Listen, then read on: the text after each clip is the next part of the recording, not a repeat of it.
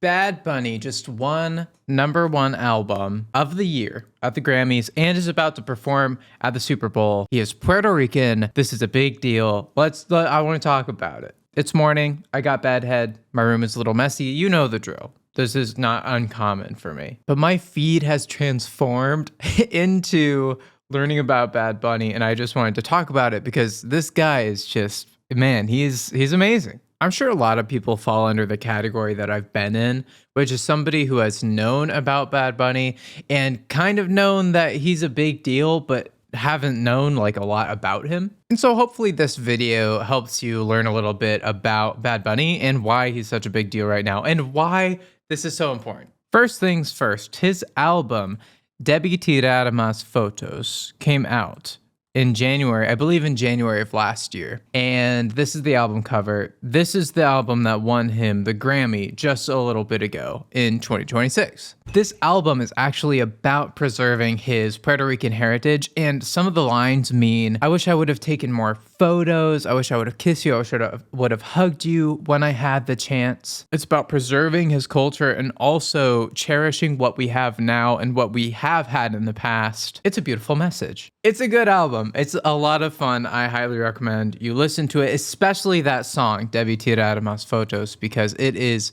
so much fun. And it's kind of the song that's associated with him right now, globally, it seems. Bad Bunny has grown to be the top artist in the world. Like, even in China, they're bumping Bad Bunny, dude. All of his songs, or at least a majority of his lyrics in most of his songs, is Spanish. He is a Spanish-speaking artist from Puerto Rico. And there are a lot of people who are unhappy with the fact that a Spanish-speaking artist with Spanish-speaking songs from Puerto Rico is performing so well in America, receiving a Grammy, and is now going to be performing at the Super Bowl for American football, which is arguably like one of the biggest American events. People are mad because they're racist.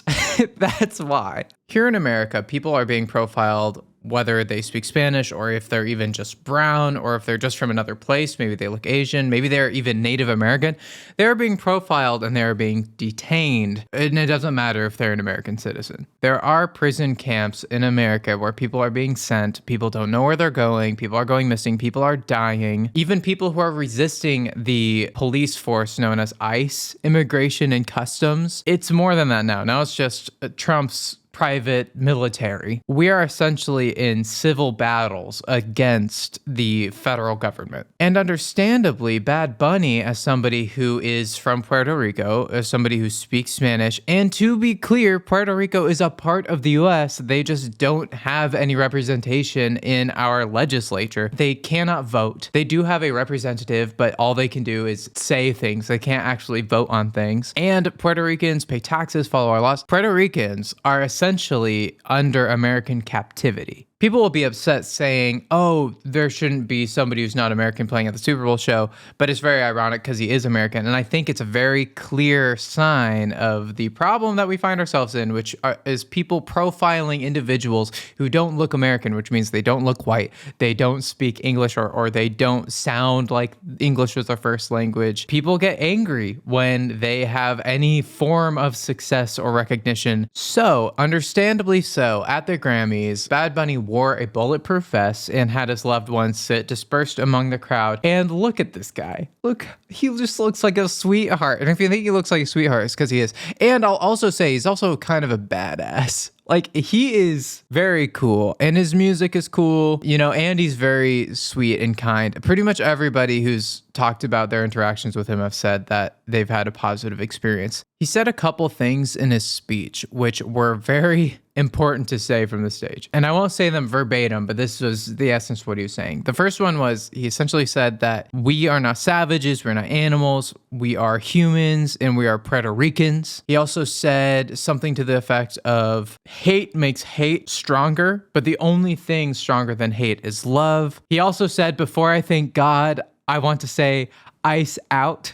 Like, he is speaking boldly from the stage in defense of his own culture and the people who are being afflicted by the federal crisis that we're in. Not only that, but Bad Bunny has been a huge ally, a strong ally for the queer community. He has said very clearly in the past that even though right now he is interested in women, like give it 20 years and he doesn't know. We all don't know. He has done things in concert and in music videos in response of violence and hate towards trans and queer individuals. He will wear to red carpet events outfits that challenge gender norms. These are some of his outfits just as an example. It's worth mentioning that this guy, Bad Bunny, has a large masculine fan base, and he is setting a new precedent for the young people who are seeing this guy on the red carpet. There really isn't much of a defined line. Like, he can be feminine, he can be masculine, and he can still be exactly the icon that he is, even to these young men. He is showing to young men that there is no one way that men have to be. And of course, we especially need young men right now to hear that, especially with Andrew Tate and all that shullabaloo, which happened somewhat recently. I think this is badass. I am just such a fan. And he's such a slay. Just look at the guy. Like I mentioned earlier, he's also advocated for the queer community in ways that are far beyond fashion. For example, in one of his music videos called Yo Perreo Sola, he dressed up in drag. This is Bad Bunny depicted in drag. And as you can see, he's got a couple different outfits and bro is slaying. The whole point of this song was to talk about how no means no, essentially, and to defend women dancing alone in the club. It's about female independence and it's about queer expression. Also at the VMAs, I don't remember exactly when this was, but this is him kissing a man. I believe it was a backup singer. It was maybe even somebody who was meant to be like his double. This is him kissing a man publicly. And I think it was in response to some hate that a trans performer got, not one of his trans performers, but a trans artist kissed somebody on stage, and there was a whole controversy around it, quote unquote, and this was him in response to that as well. So he has been very public about this stuff, and he is actively defending these things. And can I please just reiterate, after what I've just showed you,